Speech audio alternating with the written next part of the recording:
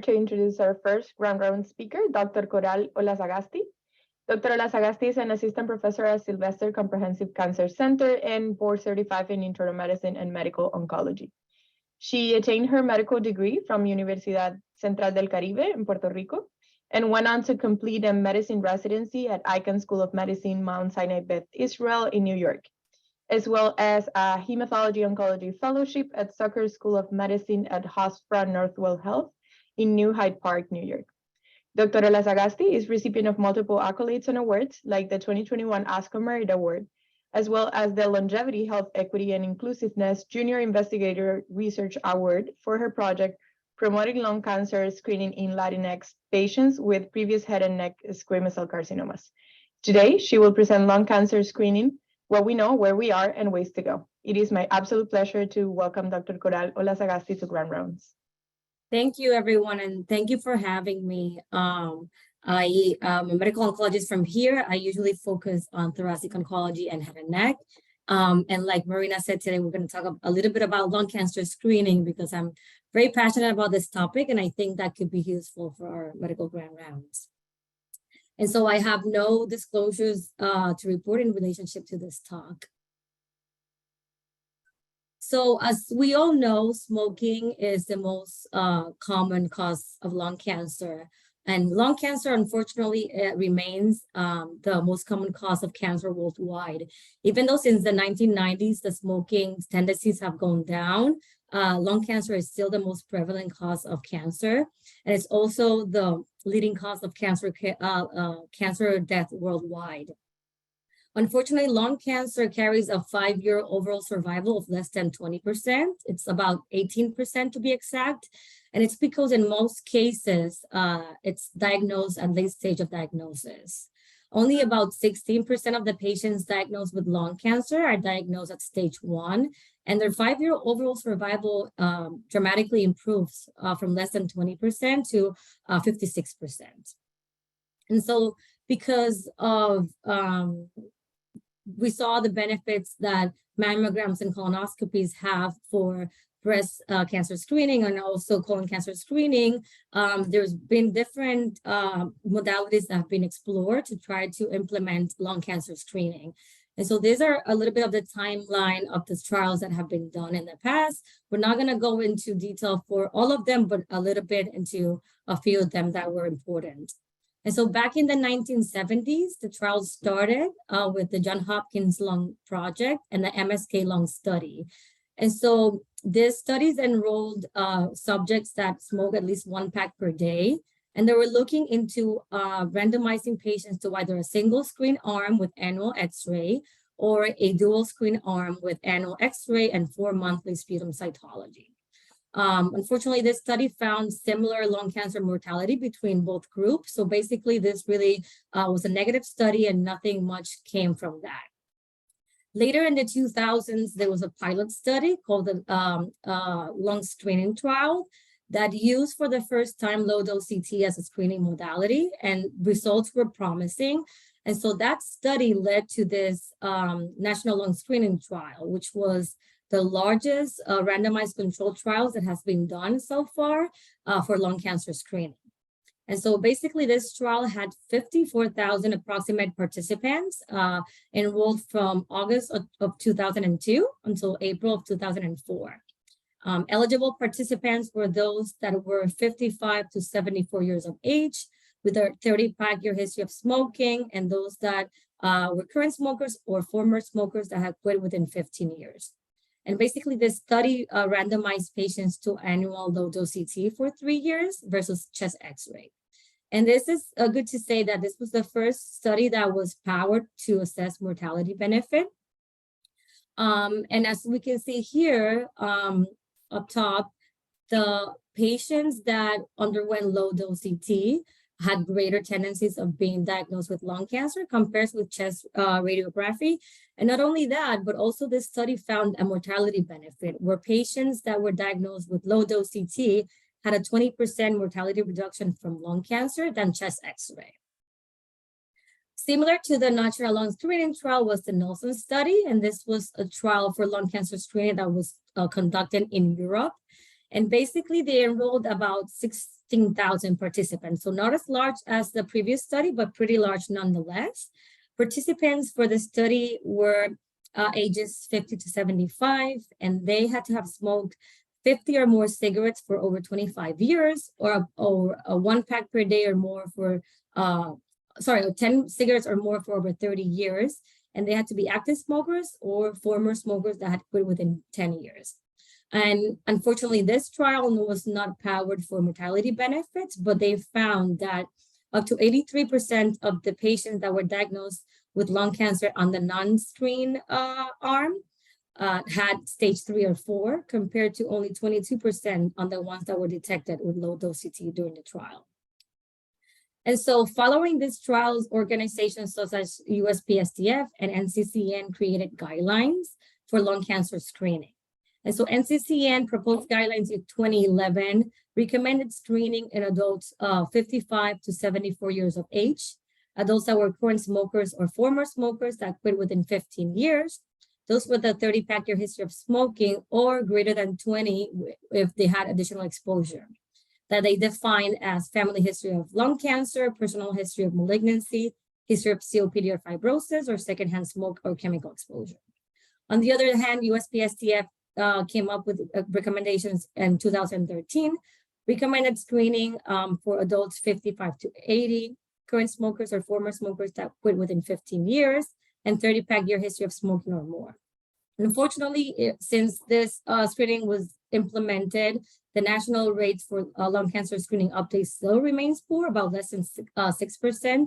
And also they have found that there's disparities in lung cancer screening for some minorities. For example, African Americans have greater history of lung cancer, but they have lower smoking tendencies.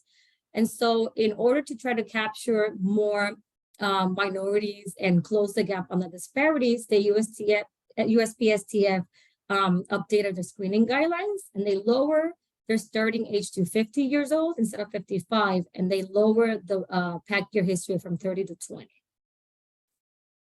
And so there has been apprehensions for lung cancer screening since this was implemented. I think many people are concerned about the potential risk for radiation or for false positive leading to invasive biopsies or procedures, and the emotional toll that this can have on patients.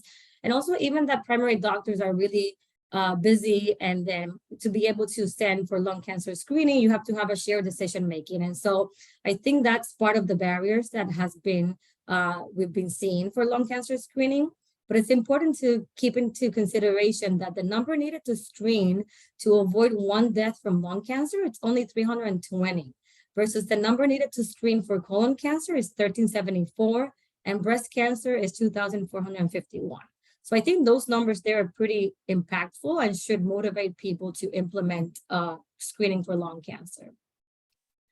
And so when I was in residency a few years ago, I noticed that in my outpatient clinic, I was doing, patients were not being screened for lung cancer. And I was doing an elective in oncology with a thoracic oncology and oncologist. And I remember asking about lung cancer screening because I realized that he was seeing patients mostly stage 4.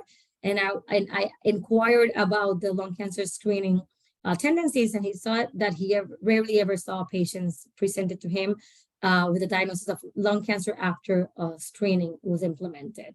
And so that led me to kind of like assess the lung cancer screening patterns in our institution in New York.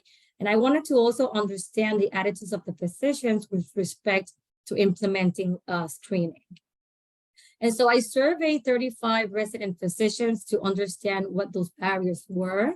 And many of them, we found that they really didn't know the patients that were eligible for screening. They were concerned about patient refusal. There were concerns about following up results, like if you have positive pulmonary nodules, really, it was much burden to just have to follow up with results, and we're not sure what to do from that. They were lack of aware that insurance reimburses people for the screens, and just some of them just basically say that they were totally unaware of the screening guidelines. And so I reviewed 677 charts of the patients that came to our clinic during a 3-month period in 2016. Unfortunately, from those participants, only 121 had complete data, meaning that at that time, people were not really documenting the criteria, the smoking history or the family history that led us to be able to assess eligibility. But from those patients that did have complete data to assess eligibility, we found that 62% met either or both of the lung cancer screening criteria. Unfortunately, only 27% of them had gone for low-dose CT.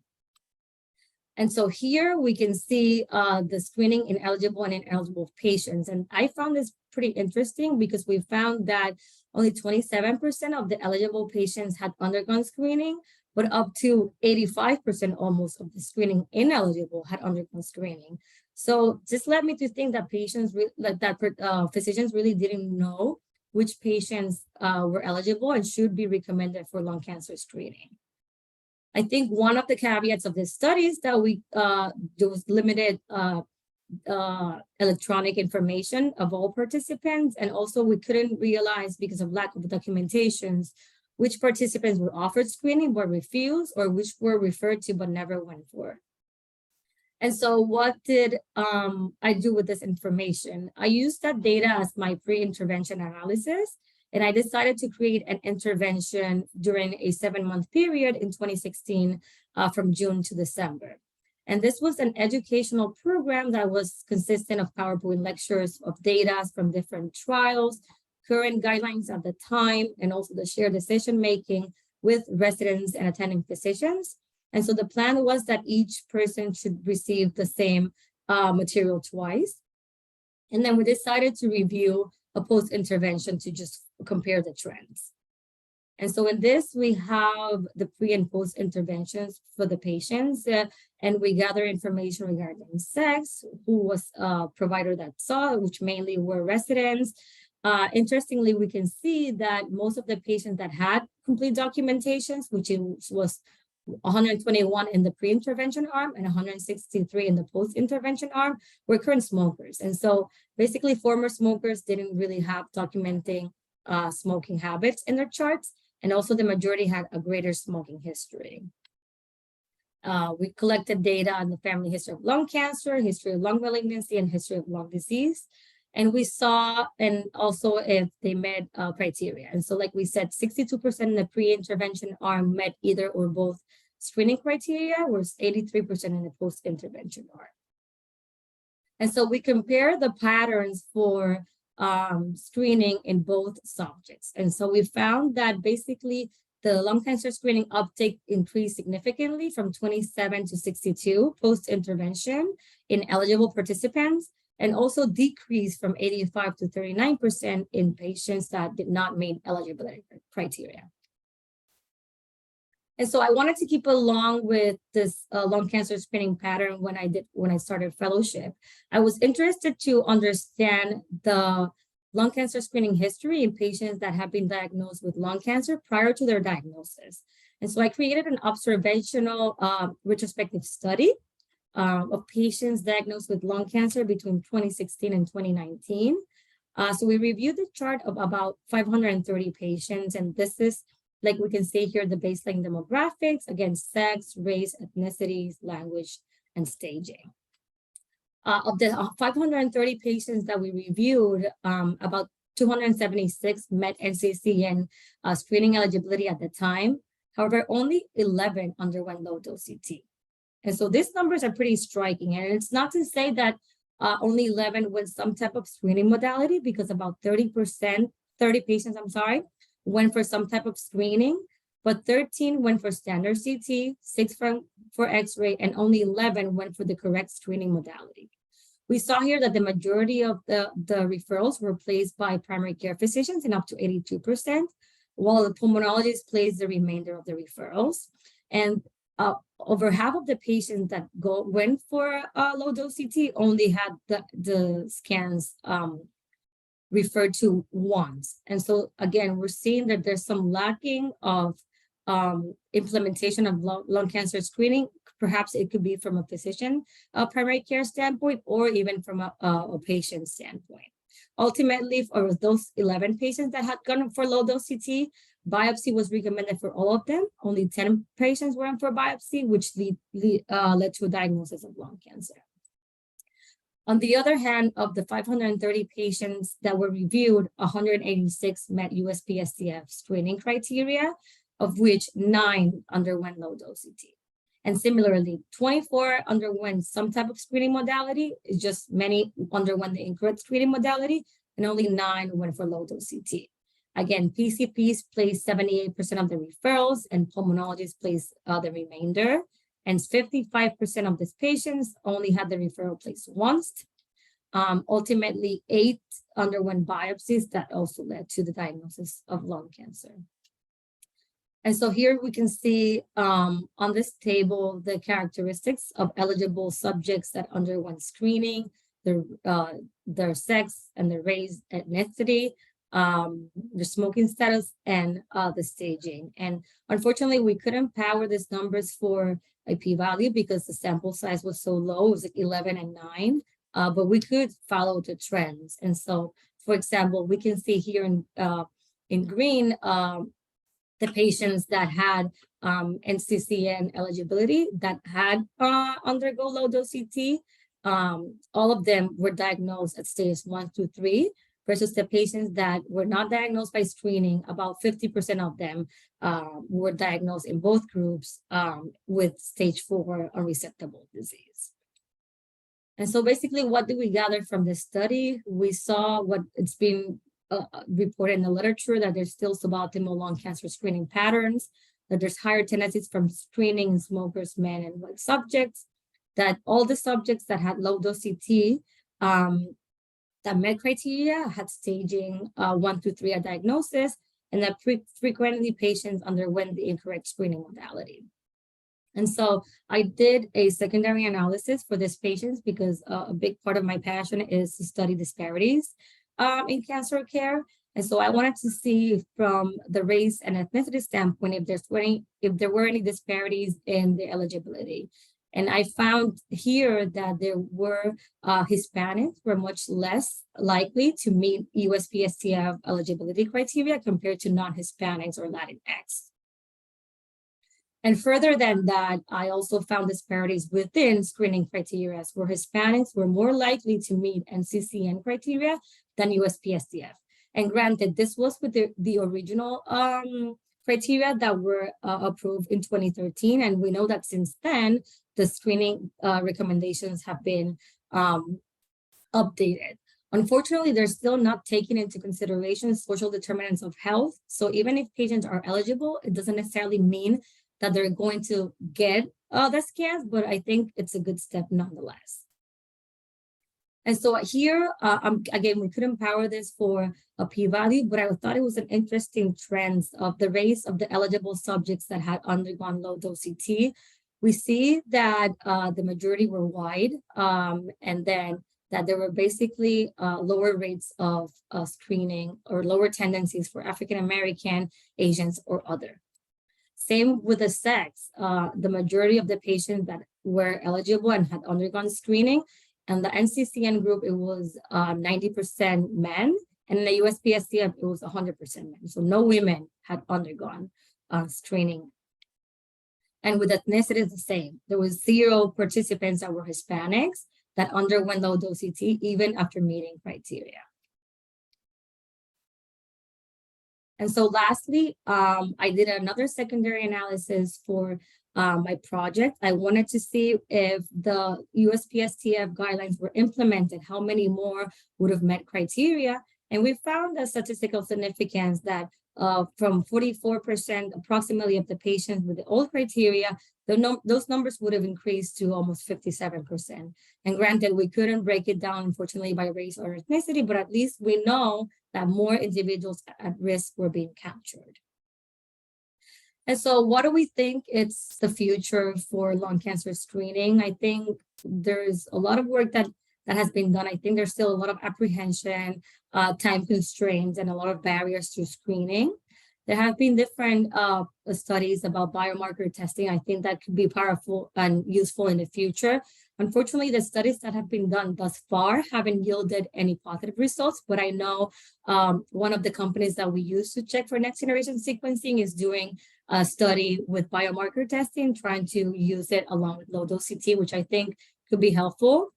And also with artificial intelligence, which I believe is the future, trying to assess which patients would benefit more from low-dose CT so that we could minimize the risk for like false positive and findings, and also for invasive unnecessary procedures.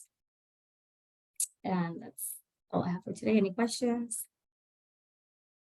Thank you very much, Thank you. Dr. Olazagasti, for this interesting presentation.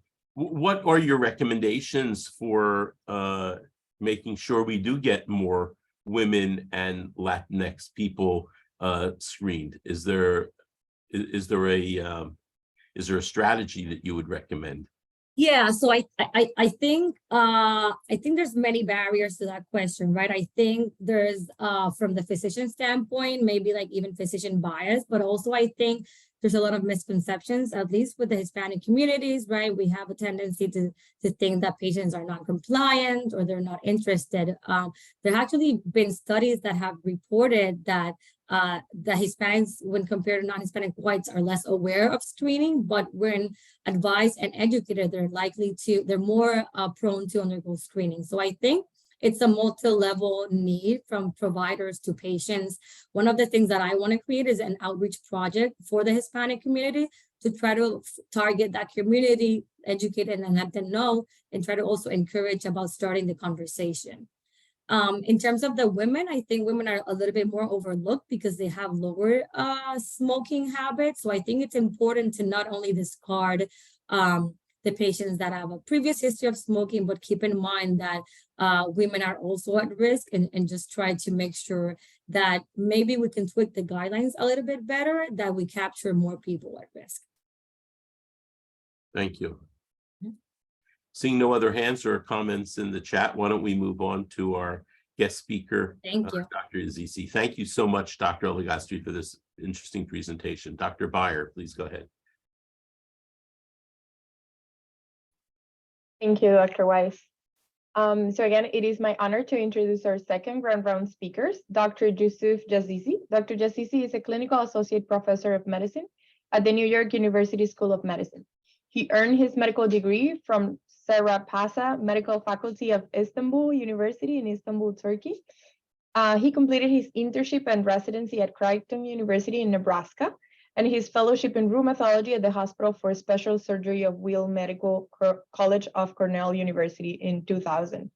His areas of interest are Behcet syndrome, osteoarthritis, rheumatoid arthritis, early arthritis, patient-reported outcomes, database and registry management, and monitoring of arthritis patients in regards to clinical response and adverse events related to treatment.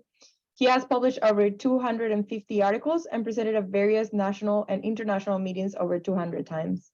He has also been the Chief Medical Officer of BioSplice Inc. since 2013, leading the development of new therapies for osteoarthritis, various oncology conditions, and Alzheimer's disease, among others. Today, he will present Behcet syndrome, a 2023 update. It is my distinct pleasure to welcome Dr. Yazici to our medical grand rounds. Well, thank you very much for the introduction, and thank you for having me. Let me start by sharing my slides here, and let me know if this, I think you can see it. Yep, we can see it. Perfect. Perfect. Thank you very much. So, so Behcet syndrome has been an area of interest for me for some time, and I'll just talk about where we are with it. These are my disclosures. So, So Behcet syndrome is a vasculitis that's a rare condition, especially in the US, and but very common in Turkey, where I'm from. And so my father is also a rheumatologist, and they actually have the largest Behcet center in the world in Istanbul. And when I started practicing after I finished my fellowship in 2000, I would get calls from patients saying that they were diagnosed with Behcet. And they said, that's fine. And they said they were looking around and they saw that there's a Dr. Yazici who's done a lot of work in Behcet, and there's a Dr. Yazici in New York. And if I was the same person, I'd say I'm his son. They say, close enough, we'll come and see you. So I started accumulating these Turkish and mostly Greek patients in the New York area. Of course, that's an area rich with that ethnic background. And in 2005, I moved over to NYU from HSS, and we decided there seems to be interest, and let's start a center where we can actually focus on these patients, get referrals, maybe get some clinical trials going. And now we've seen over 1,100 patients with Behcet's there, and it's turned out to be very nice. And I think we're learning more and more about Behcet's, especially in places where it's not common. Now, it's an old disease. It's been referred to in old ancient Greek texts also, so it's nothing new. But it was recognized as a syndrome that these recurrent oral ulcers, genital ulcers, uveitis, and other things happening together was a distinct entity by a Turkish dermatologist, Dr. Behcet, who saw these, reported on these 3 patients in the early 30s and over 17 years, and it's been referred to by his name. Now, it has an interesting geographic distribution in that it is very common around the Mediterranean, especially Eastern Mediterranean, Middle East, Turkey being the most common, the country with the most cases where its prevalence is 1 in 250 people. So it's a very common condition there. And also in the Far East, China, Japan, and Korea, with fewer cases reported in Northern Europe compared to Southern Europe around the Mediterranean. And less in the US. Now, it's a disease of young people usually. So these patients are usually in their 20s.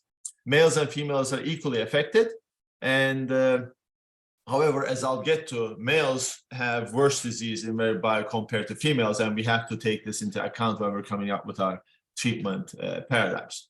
Now, as you, I'm sure, are familiar with, so rheumatology conditions usually are dependent on clinical presentation for diagnosis. That's very true for Behcet's in that there is really no blood test, biomarker, or imaging test that's available that confirms the diagnosis of Behcet's. It's purely clinical based. We do all these other testing to rule out things that might be mimicking Behcet's. Now, rheumatologists also like coming up with different classification criteria. So there has been 17 different ones for Behcet's. Now, they're not all useful, but the one that's most commonly used is this international study group criteria, both for clinical care and in clinical research. And what it says is that you got to have oral ulcers, even though 2 to 3% of Behcet's patients, true Behcet's patients, do not have oral ulcers. It's common enough. That's the given criteria.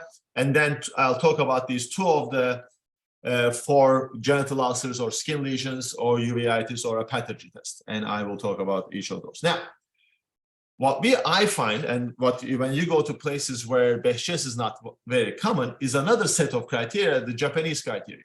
The reason is, so on the left-hand side for comparison is the one that's most commonly used.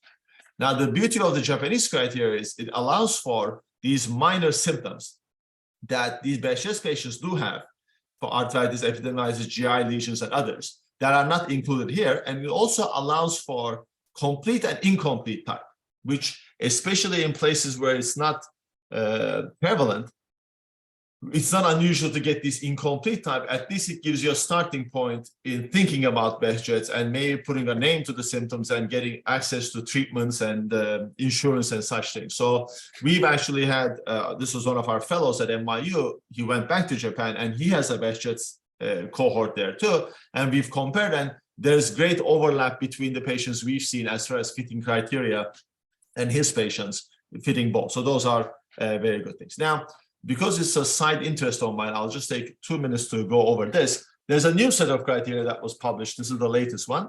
And this, I don't know how much you know about rheumatology criteria, but we are moving towards giving points to various manifestations. And then if you hit a certain threshold, we did that for rheumatoid arthritis, the new one that we use now, and for Behcet's now too. If you have 4 or more, then you have Behcet's. But the inherent problem here is, of course, these are all clinical symptoms that can be seen with other conditions too. So if you look at here, genital ulcers, oral ulcers, 4 points, you can consider Behcet's. Well, a lot of people with a lot of dermatologic and other inflammatory bowel types of things can also have these, and it doesn't really work well.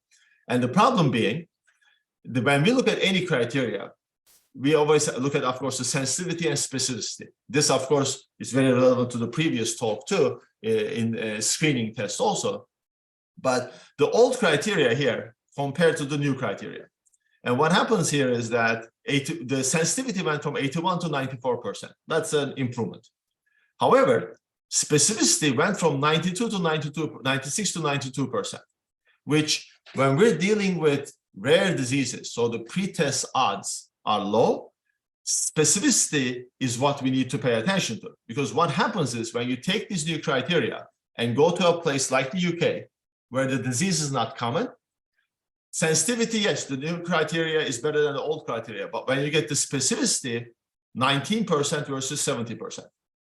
This basically means that 4 out of the 5 people they diagnose as Behcets do not have Behcets, which is a big problem because these patients are usually buying immunosuppressive treatment for 2 to 5 years, let's say, not lifelong maybe, but still something to keep in mind whenever we're looking at criteria, especially for rheumatologic conditions, that this specificity is what we should be paying attention to. Now, when we come to the manifestations, now oral ulcers are the most common. Virtually everyone, as I said, have it. They're recurrent. First of all, looking at them, biopsying them is not very helpful because they're no different than recurrent after stomatitis that up to 20% of the population can get. The difference is these are recurrent. They usually last 10 days to 15 days, go away, come back. They go away and come back, and they can be very bothersome. They're usually multiple, up to 4 to 5 at a time. They're in the wet mucosa surfaces. So if a patient has ulcerations but outside of the lip and nothing on the inside, that is what I call a minor red flag. And as I go through my talk, I'll point out these small red flags that if they start accumulating, we're probably not dealing with Behcets, but it's something that's mimicking Behcets. Now, genital ulcers, the same thing. They're recurrent and they ulcerate. And the difference is they can scar. And actually scarring scrotal ulcers for males is very specific to Behcets. Now, it can be seen in females also. So if I suspect, or if we suspect a female patient has Behcets, we will always send them for a proper OBGYN exam to make sure that there are no scars potentially from leftover attacks of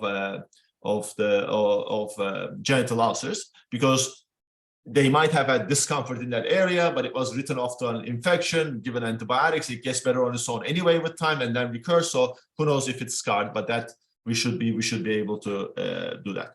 Now, the males can also have lesions on the penis, and that's one of the reasons, as I'll get to it, Behcets was felt to be a spondyloarthropathy for some time before being realized that it's actually a primary vasculitis. However, if lesions are only on the penis and there's nothing on the scrotum, let's say a pink flag comes up, maybe not as red as the other ones, that it will be unusual. So these things kind of we have to balance. Is the majority of the evidence pointing towards this or not? Scrotal ulcers we gotta have. Now, skin manifestations are very common, and they're of 2 types. They're either the acne lesions, about 85% of patients get it, and they're no different than teenage acne. The main minor difference is that these patients are usually not teenagers anymore, still young in their early 20s, but not teenagers. And they get it in unusual places. They can get it in the legs, they can get it sometimes in the back, arms, upper arms, and places like that. And that if a patient comes in, they're 24 years old, and they only have acne on their face, again, and nowhere else, again, maybe a minor red flag. It doesn't fit the exact clinical picture. And not any one of these do not really rule out Behcets, but as they accumulate, it does suggest maybe something else is going on. Now, the second type of lesions, the nodular lesions, are slightly less frequent than acne, but again, up to 60% can get it. They are half and half, either erythromonodosum lesions or superficial thrombophlebitis, which is up to 30% of patients get thrombosis in Behcets. Now, it might be very hard to differentiate them clinically, just looking at them. Here, this is the enodosum, this is the thrombosis. But it's important to identify which is which, because if it's an erythromonodosum lesion, that's what it is. We maybe immunosuppress, give a little steroids, and it gets better. If it's superficial thrombophlebitis, it's a major risk factor for other vascular involvement. And the one we worry about in Behcet is pulmonary artery aneurysms, because those are unique to Behcet and it's the #1 cause of mortality in Behcet.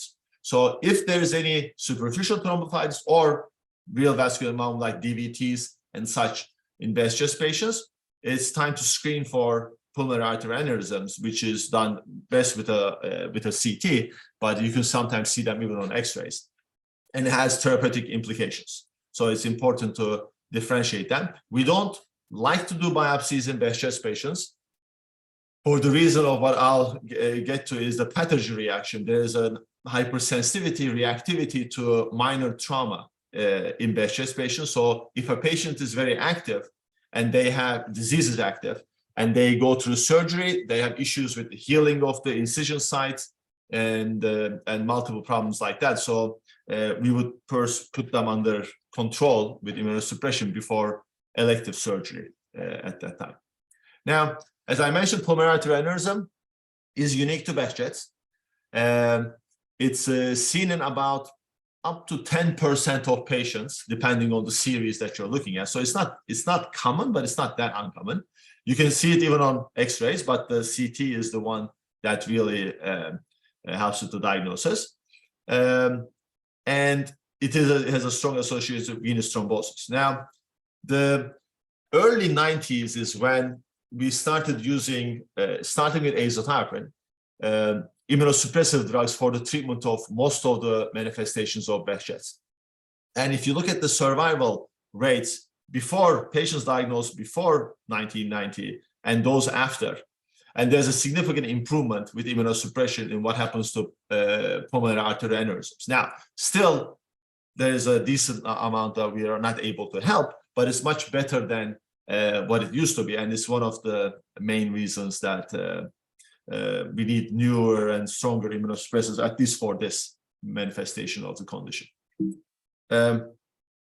Now, in addition to pulmonary artery aneurysms, the problematic, but also rare, but again problematic involvement is central nervous system involvement in Behcet. Now, 5 to 10% of patients get it. We see a lot of patients refer to us as, does this patient have neuro-Behcet? Now, Behcet patients, as many other inflammatory conditions like lupus and rheumatoid arthritis too, they can have neurologic symptoms that kind of track the flaring of their disease. So they can have headaches, they can have cognitive issues, memory problems when their disease is active. But that doesn't count as neuro-Behcet. Neuro-Behcet requires imaging abnormality. Now, it can happen in two forms. There is the durosinus thrombi, which is related to the thrombotic nature of the condition. Only about 1 out of 5 patients get it, and it responds to treatment immunosuppression very well, and it goes away.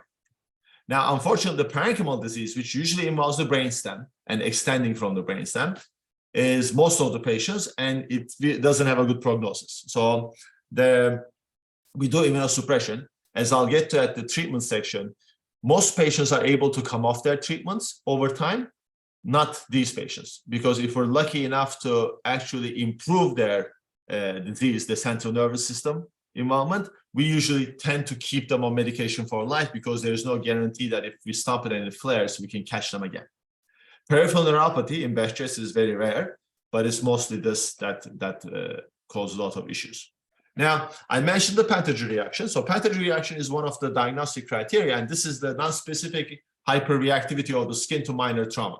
Now, it's elicited by sticking a needle in the arm, and it's a 20/21 gauge. Now, this is a picture from a study, 3 on each arm. Now, that's too cruel for clinical care, and it doesn't seem to add much because having 4 out of the 6 or 2 out of the 6 doesn't seem to predict anything. So if you either have it or you don't. So what we usually do is we place 1 on each arm with like a needle. You poke the skin, you twist it around a couple times, you take it out.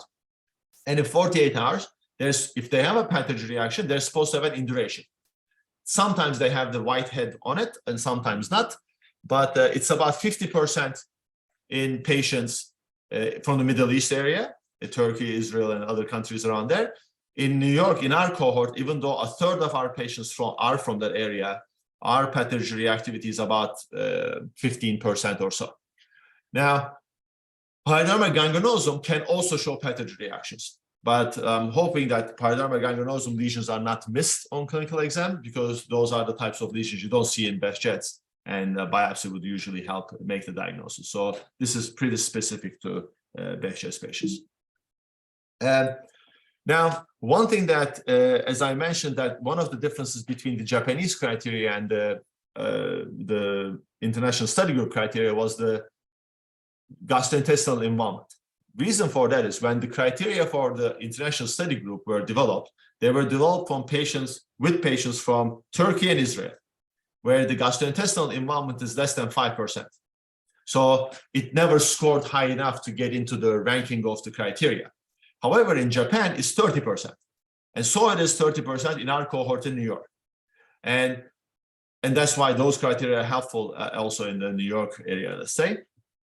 And it's hard to differentiate them from Crohn's. Unless you have granuloma, which you don't see in Behcet's, in the colonoscopy biopsy, a lot of things can overlap between the two conditions, and we truly are at a loss at times as to which one is the real cause of the patient's symptoms. Now, the good thing is TNF inhibitors work for both of these conditions. The main difference being Behcet's patients are usually able to come off all treatments and not have a recurrence of their disease in 2 to 5 years.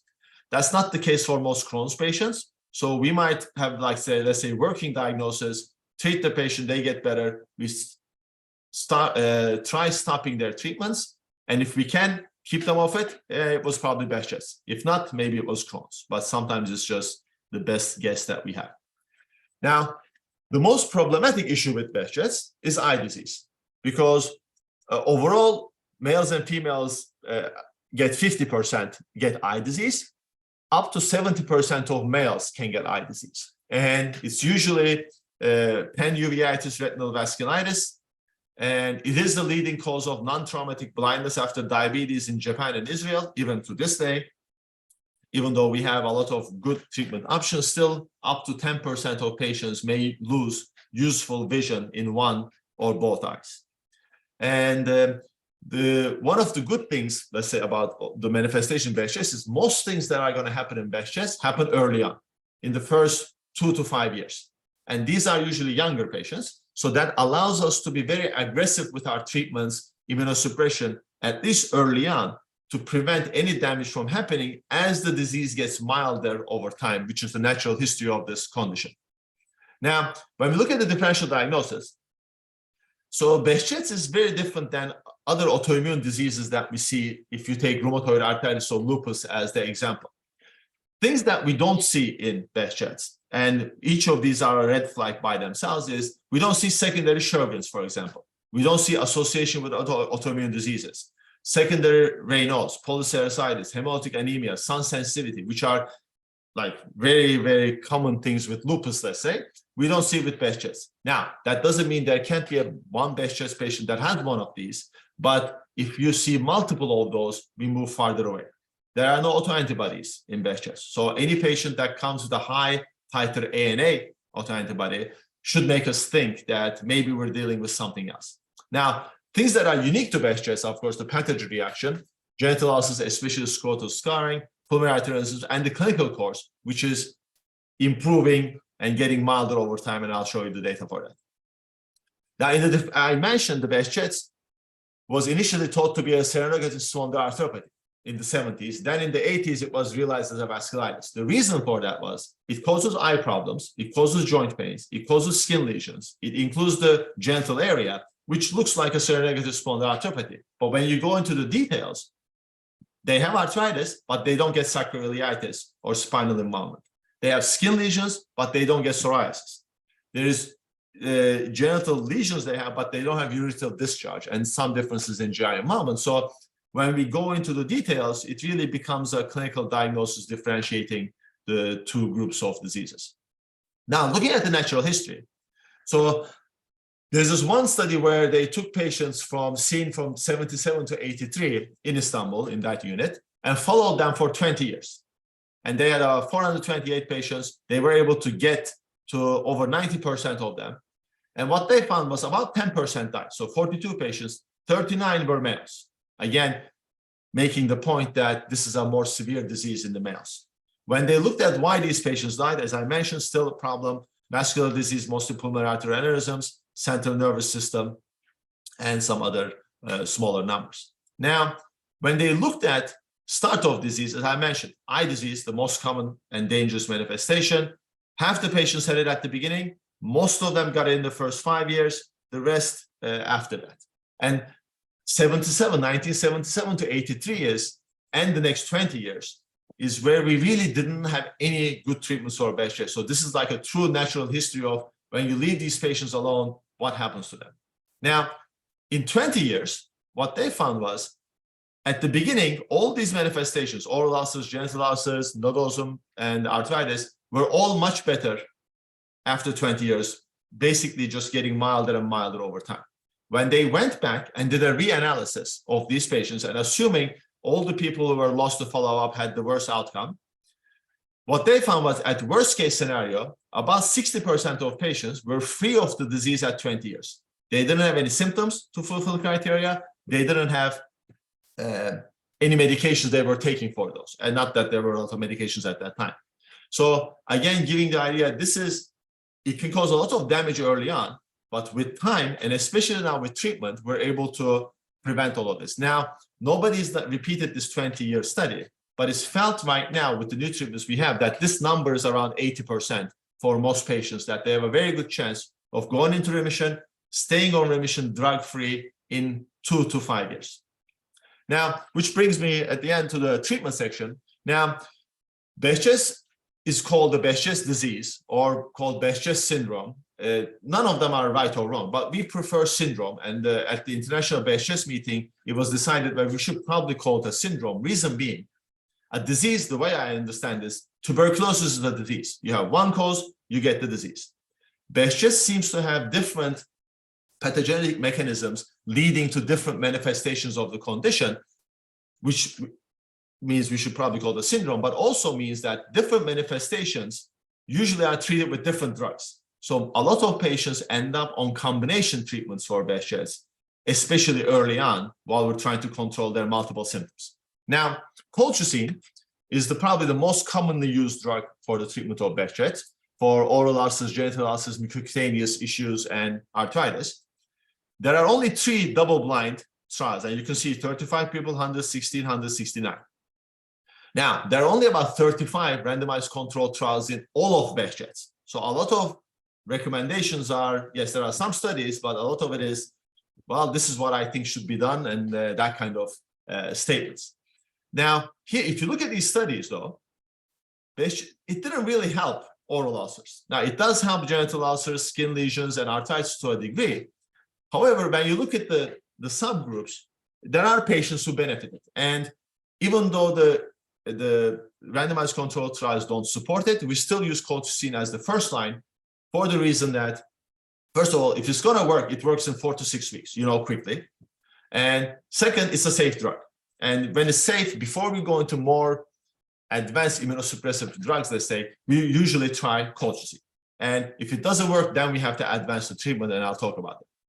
Now, the main drug for Behcet is azotarpan. Now, I don't know how many of you are familiar with the treatment for rheumatoid arthritis, but what methotrexate is to rheumatoid arthritis, azotarpan is to Behcet. It's the base drug for anything really beyond minor symptoms. This is the first study done with Behcet back in 1990, again from the Istanbul group, where they took patients with eye disease and treated them with placebo or azotarpan. And one thing to note when we're using it is the doses in studies were always 2.5 milligrams per kilogram, which means for most patients, they're looking at 200 milligrams of azotarpan. And we really need to hit that dose for it to work. And it's a slow-acting drug, so we need to give it time. But it prevented eye disease, treated eye disease, and improved vision. Not only that, it helped with oral ulcers, genital ulcers, skin lesions, arthritis, thrombophlebitis, and other studies have shown this, but that's become the mainstay. Now, mainstay azotarpan, most common addition is a TNF inhibitor. Anything at the moment you get into eye involvement or gastrointestinal involvement, we need to add a TNF inhibitor to the azotarpan. Now, there are no randomized controlled trials with infliximab or adalimumab, which are the most commonly used TNF inhibitors because of the uveitis data. There are very nice uveitis studies that had subgroups of Behcet patients in them, and these work much better than etanercept, of course, as we know. And so those are the preferred agents. Now, those agents are also, of course, helpful in gastrointestinal involvement, and they are used very commonly there too. Now, one area of controversy in Behcet is, as I mentioned, up to a third of the patients get thrombosis. So Behcet thrombosis is unique in that there is no factor abnormalities or low levels. There is nothing wrong in the coagulation cascade. And these thrombotic events are not like sitting on a plane for 15 hours or using a birth control pill or anything like that. They are inflammatory. They are the reaction to the very inflamed blood vessel wall. So the clot that forms sticks to the wall and it doesn't break off and it doesn't go cause embolus anywhere. So when they compared studies where immunosuppression with anticoagulant versus immunosuppression was used, patients did equally well. But when they compare studies where they had anticoagulation alone versus immunosuppression and anticoagulation, immunosuppression does better. So these patients are immunosuppressed. Now, do we never use anticoagulation? No, of course we use it. But if we have to use it, it's only initially while we're ascertaining the diagnosis, making sure the immunosuppressants are on board working, then we will stop them. But there are no randomized controlled trials that I looked at. These are all case series of large centers. Okay. Now, one new thing that's happened in Behcet treatment was the approval of apremilast for the treatment of Behcet's oral ulcers. That's the first and only drug now approved in Behcet. And we were lucky enough to be involved and start this process with our Turkish colleagues. And again, double-blind randomized control trial looked very good. The ulcer numbers come down very quickly and are staying that way. And overall area under the curve looks good too. Not only that, it also helped with, even though the primary outcome was oral ulcers, with skin lesions and arthritis too. But that's where it's limited to. Hasn't been studied in eye disease. It hasn't been studied anything in mucocutaneous other than mucocutaneous involvement. So we do use it a lot. But again, those patients, if they have eye disease, they will require a combination to control the eye disease part. Now, one promising agent I'll just mention, because tocilizumab, the IL-6 inhibitor, was approved for giant cell arteritis, and as you made a big difference in the treatment of that condition. There is early data suggesting that both it helps the eye disease and also might have some beneficial vascular involvement too. There is a study that's being planned to be done with Behcet, a proper one, but that's a promising agent too. Now, at the end, I'll just show a kind of schema that in one of our recent papers, we still have to update it because apremilast was not out when we wrote this paper. So I added it here myself because that's where it should be. And just to the whole the syndrome aspect of it, as you can see, depending on the manifestation, you have different options to use. Mucocutaneous disease and arthritis, and you can draw a line here, is, as I said, colchicine we try first. Then sometimes we'll try hydroxychloroquine because there is some data to suggest that. But then if it's really bad and both oral genital, we go to apremilast and maybe then azotarpine.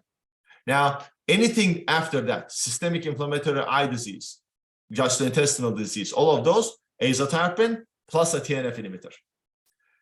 Cyclophosphamide has a role for pulmonary arterial aneurysm because that's a life-threatening condition, and then we will use it there, just as we use in ANCA-associated vasculitis, with an idea to switch over to maintenance azotarpine. And steroids we use sparingly. Other than initial high doses for eye disease and such, we usually use 5 milligrams or less. So Behcet doesn't require high doses of steroids.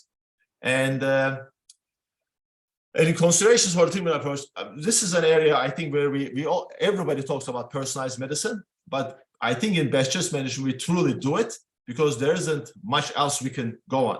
So what the patient presents with, there are these overlaps. Male patients usually have worse prognosis. Younger patients usually have worse prognosis. So young male gets more drug initially than an older female most of the time.